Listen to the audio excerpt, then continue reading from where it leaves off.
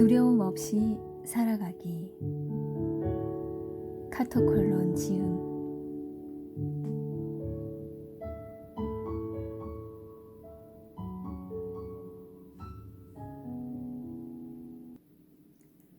두려움 속에 살면 결국 모든 것이 마비되고 만다. 두려움에 완전히 사로잡히면 정상적인 활동이 불가능해지기 때문이다.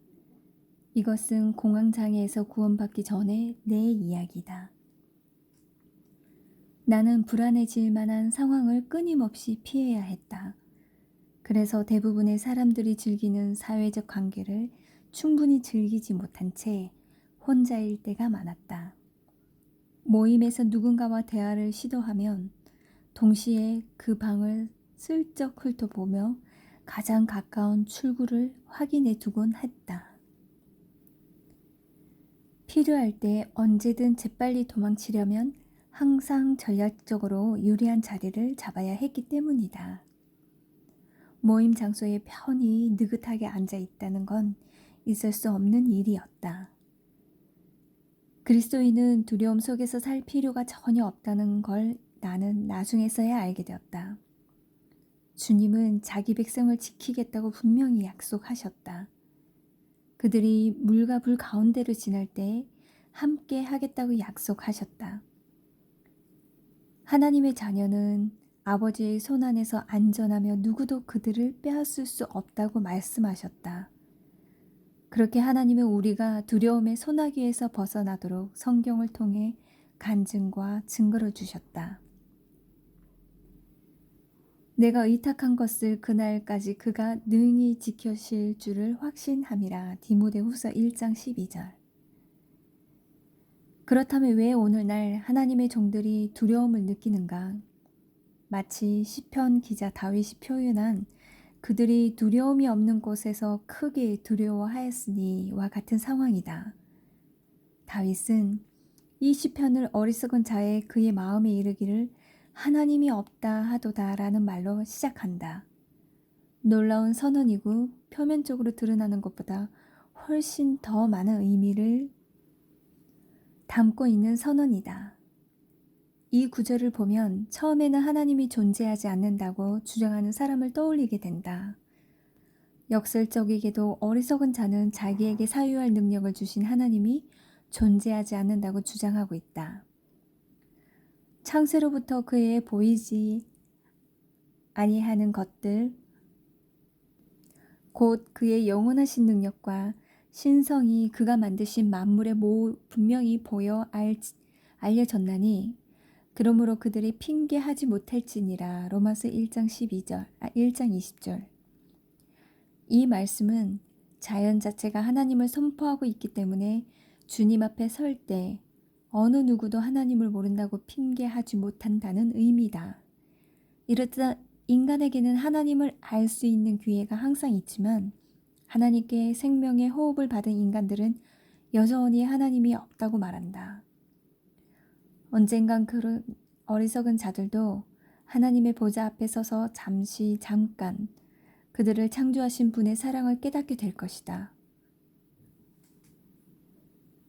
너무나 순수하고 측량할 길 없는 우리 인간으로는 도저히 이해할 수 없는 그 사랑을. 하지만 그것도 잠시뿐. 그들은 그 사랑에서 영원히 격리되고 말 것이다. 정말 슬픈 일이다. 또 자기 머릿속에서 신을 만들어내는 사람도 있다. 그런 사람은 자기의 삶을 주관할 권리가 있는 하나님 같은 신은 없다고 주장한다. 타락한 인간은 자기만의 신을 창조하고 싶어한다. 모세가 산 위에 올라가 그 세대에게 하나님이 특별히 주시는 계시를 받아올 준비를 하는 동안 이스라엘 백성은 그를 기다리지 못하고 아론에게 자기들 앞에서 행할 신을 만들어 달라고 때렸었다. 그래서 아론은 백성에게서 금고리를 걷어서 불에 녹여 송아지를 만들었다. 아마 백성들은 그 송아지를 보고 이는 우리를 애굽 땅에서 인도하여 낸 신이다. 이제 잔치를 열어 이 송아지에게 예배하고 헌신하자고 했을 것이다. 이렇듯 인간에게는 자기만의 신, 자기가 섬기고 싶은 신을 만들고 싶은 욕구가 있다. 하지만 옳고 그름의 기준은 오직 하나님께 있다. 그리고 하나님께 속한 자들은 이 진리를 기꺼이 받아들인다.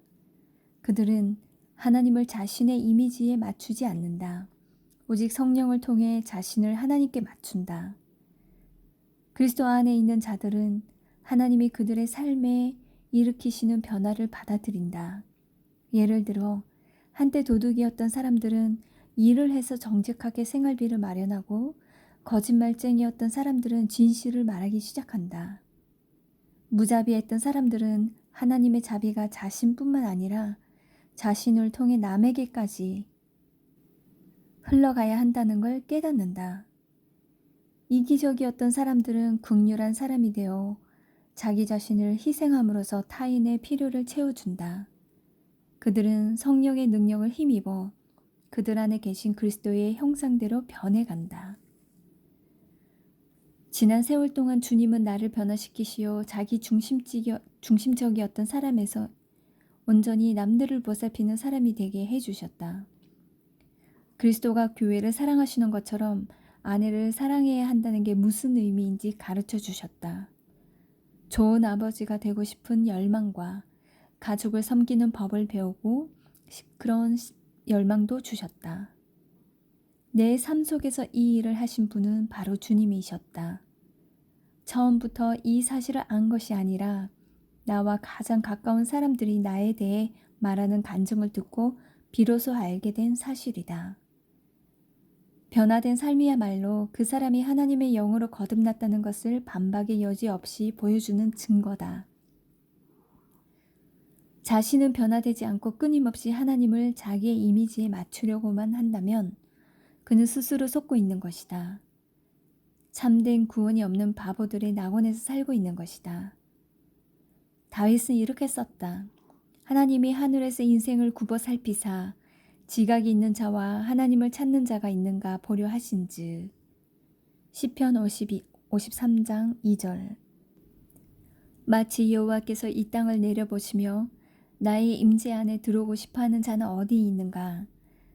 내게 자기 자신을 열심히 맞추려 하는 자는 어디 있는가? 이 약한 세대에서 두려움에 굴하지 않고 내 말을 힘써 믿어보고자 하는 자는 어디 있는가? 라고 물으시는 것 같다.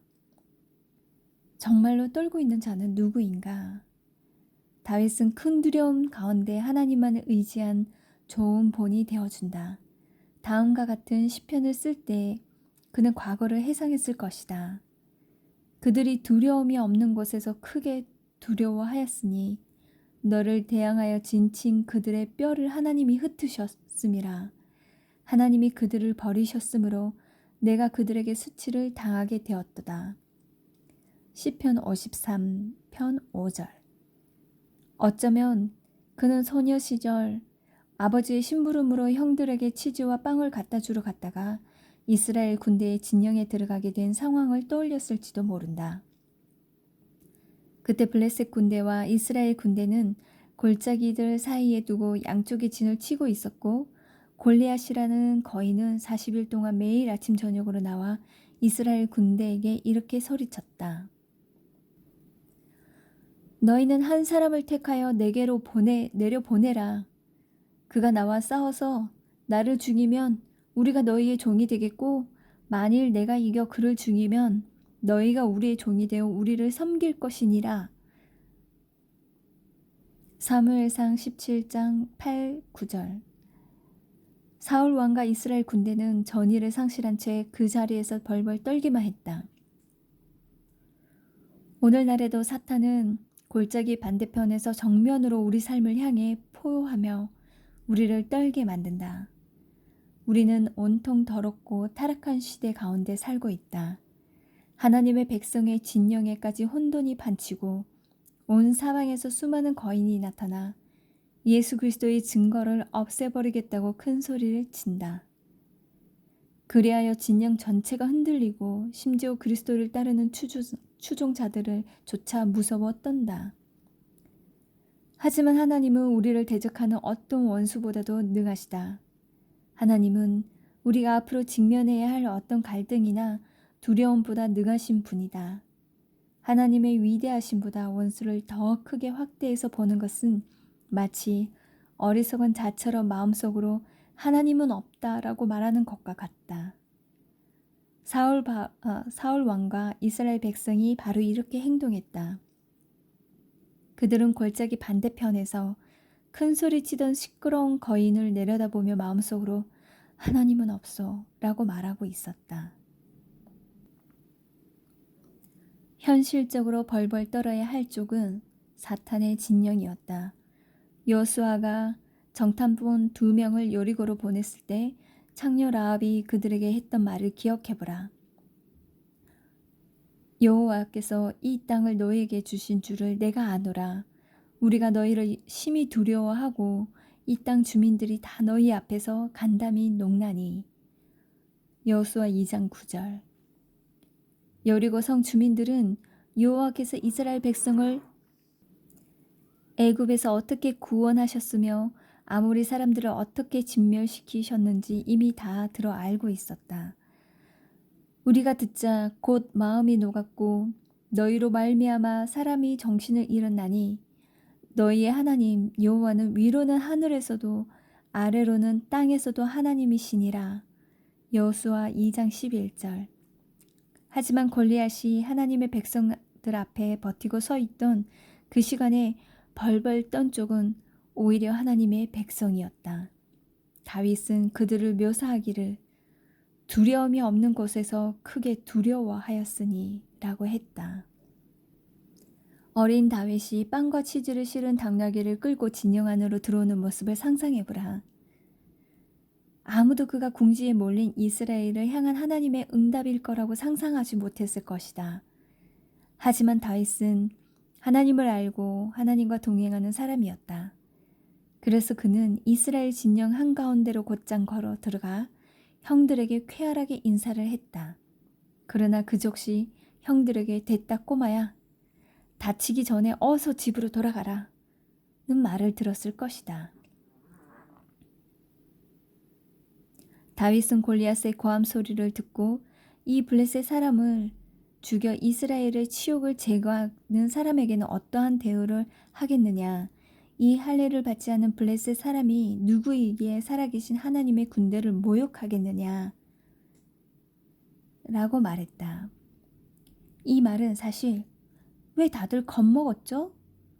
이 오만한 거인이 하나님을 욕되게 하는 게 안 보이나요?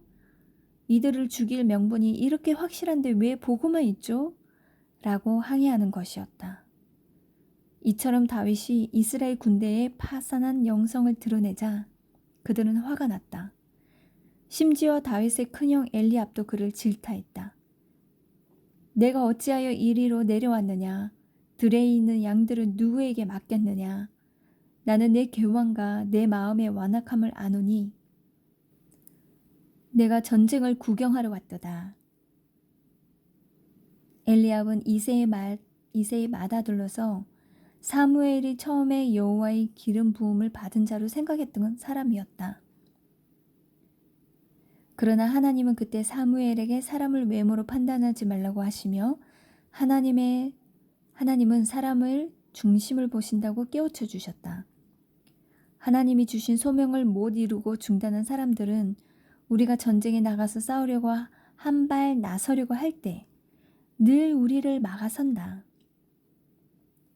하지만 우리는 그들의 질타하는 목소리를 뚫고 나가야 한다. 우리 마음에서 들려오는 두려움의 목소리는 물론 우리를 공격하는 사탄의 목소리도 뚫고 나가야 한다. 사탄은 이렇게 말한다. 내가 이룬 게 뭔데? 도대체 뭘 했다고 그렇게 우쭐거려? 너는 고작 양 몇 마리 키우는 목동일 뿐이야. 거대한 사회에 맞섰는데 정말 그걸로 충분하다고 생각하는 거야? 사울마저 다윗에게 내가 가서 저 블레셋 사람과 싸울 수 없으리니 너는 소년이요. 그는 어려서부터 용사임이라고 말했다. 오랜 세월 동안 전략을 개발해온 사탄이 비하면 우리 역시 골리앗 앞에 다윗처럼 어리다. 상식선에서 보면 사탄의 적수가 못 된다. 하지만 다윗은 많은 사람이 자신을 반대함에도 불구하고 거인 골리앗과 싸우겠다고 우겼다. 그가 시편 53장 5절에서 말한 대로 위대한 진리를 알고 있었기 때문이다. 너를 대항하여 진친 그들의 뼈를 하나님이 흩으심이라. 내가 그들에게 수치를 당하게 하였도다. 하나님이 어떤 분이신지 잘 아는 사람만이 당당하게 말할 수 있다. 다윗은 골리앗에게 이렇게 말했다. 너는 칼과 창과 단창으로 내게 나아오거니와 나는 만군의 여호와의 이름 곧 내가 모욕하는 이스라엘 군대의 하나님의 이름으로 내게 나아가노라. 사무엘상 17장 45절. 다윗은 원수의 위협이나 주변 반응에 눈 하나 깜짝 안 했다. 그는 자기를 대항하여 진친 자들의 뼈를 하나님이 이미 흩으셨음을 알고 있었다. 전쟁은 이미 끝난 거나 다름없었다. 하나님은 정말 살아계시다. 그날 이스라엘 군대는 불신앙과 두려움으로 마비되어 있었지만 믿음이 충만한 다윗은 전쟁터에 나가 이렇게 선포했다. 오늘 여호와께서 너를 내 손에 넘기시리니 내가 너를 쳐서 내 목을 베고 블레셋 군대의 시체를 오늘 공중의 새와 땅의 들짐승에 주어 온 땅으로 이스라엘에 하나님이 계신 줄 알게 하겠고.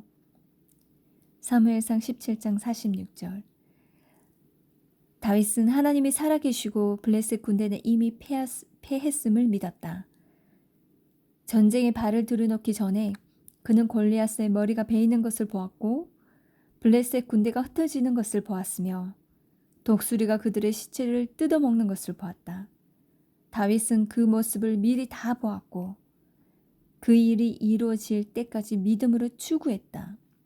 그리고 블레셋 군대는 그들이 믿었던 용사 골리앗이 죽은 걸 보자마자 줄행랑 쳤다.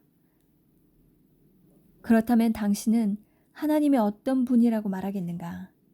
말뿐인 공허한 고백이 아니라 마음속에 깊은 곳에서 우러나는 언어로 하나님을 어떤 분이라고 말하겠는가? 하나님은 당신을 위해 무엇을 해주실 수 있는 분인가? 이 마지막 때에 그리고 사람들이 어리석게도 하나님은 없다고 말하는 이 시대에 하나님은 당신 안에 어떤 간증을 심어주시겠는가?